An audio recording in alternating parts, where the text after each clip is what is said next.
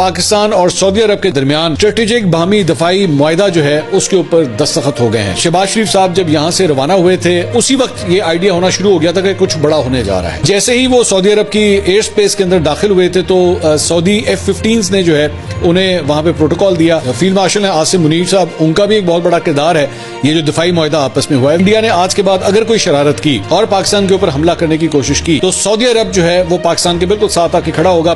दफाई मुआहिदा basically कहता क्या है? दफाई मुआहिदा ये कहता है कि अब दोनों के ऊपर, इनमें से किसी एक भी मुल्क के ऊपर अगर हमला हुआ तो वो दोनों मुल्कों के ऊपर हमला जो है वो तस्वुर किया जाएगा। अब अगर इसको पाकिस्तान के सबसे पहले पॉइंट ऑफ व्यू से देखा जाए तो जाहिर बात है अभी पाकिस्तान की और इंडिया की जो है वो जंग होकर हटी है। इसका मतलब है कि इंडिया ने आज के बाद अगर कोई शरारत की और पाकिस्तान के ऊपर हमला करने की कोशिश की तो सऊदी अरब जो है वो पाकिस्तान के बिल्कुल साथ आके खड़ा होगा। उसके रिसोर्सेज, उसके फाइटर जेट्स, उसके तमाम तर जो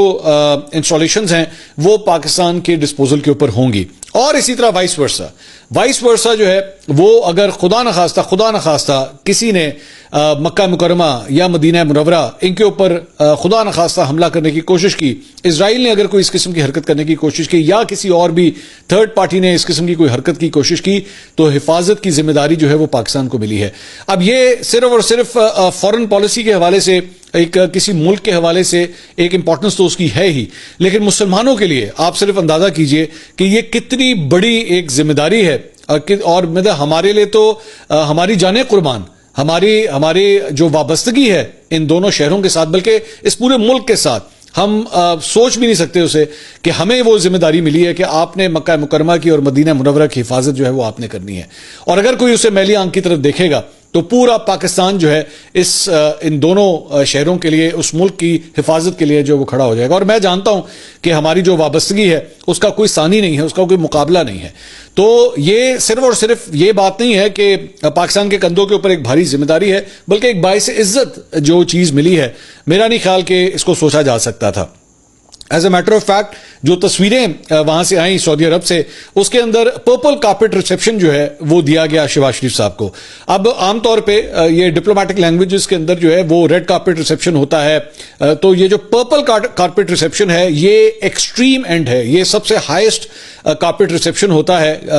किसी भी मतलब वजीर, प्राइम मिनिस्टर के लिए या डिग्निटरी के लिए। तो शहबाज शरीफ साहब को जो है वो ये पर्पल कार्पेट रिसेप्शन जो है वो दिया गया। दूसरी बात ये कि इस सारे मामले के अंदर मैं पिछले कई महीनों से ये बात कहता आया हूं कि और किसी चीज में पाकिस्तान को कामयाबी मिले या ना मिले, लेकिन सफारती सतह के ऊपर पाकिस्तान ने जो कामयाबियां समेटी हैं दैट इज अनप्रेसिडेंटेड। मिसाल के तौर पे डोनाल्ड ट्रंप के हवाले से हो गया, अमेरिका के हवाले से हो गया, उसके बाद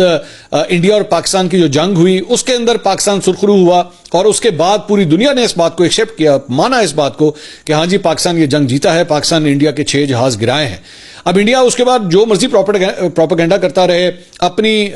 कौम के लिए अपने लोगों को बेवकूफ बनाता रहे, नहीं इतने नहीं गिरे, इतने गिरे थे, वो मतलब वो इतने जोगे नहीं है कि वो बोल भी सकें, वो इस बात को एक्सेप्ट भी कर सकें और अपनी फर्जी कहानियां जो हैं वो गाड़ें। लेकिन फॉरेन पॉलिसी के हवाले से, खासतौर पर उस जंग के हवाले से पाकिस्तान का नाम रोशन हुआ, पाकिस्तान की। और मैं तो ये समझता हूं कि इवन ये जो सऊदी अरब के हवाले से भी जो कुछ हुआ, ये इसमें भी जो आपने जंग जीती है, जाहिर बात है सऊदीज अगर आपके साथ किसी चीज का डिफेंस पैक्ट कर रहे हैं तो उन्होंने भी आपकी डिफेंस कैपेबिलिटी को देखा है कि हाँ यार ये प्रोटेक्ट कर लेते हैं, ये अपने आप को प्रोटेक्ट करते हैं, इनके फौजी जवान, इनके जो लीडर्स हैं, मिलिट्री लीडर्स हैं, वो वाकई इस काबिल हैं कि वो अपने मुल्क का दिफा कर सकते हैं। इसीलिए जिम्मेदारी जो है वो सऊदी अरब के हवाले से भी पाकिस्तान के पास आई है। वरना जाहिर बात है अगर एक मुल्क अपना ही हिफाजत ना कर सके तो वो कोई दूसरा मुल्क जो है वो उसकी जिम्मेदारी लेगा क्यों? तो पाकिस्तान के लिए एक बड़ी बाइस इज्जत बात है कि पाकिस्तान के पास ये चीज आई।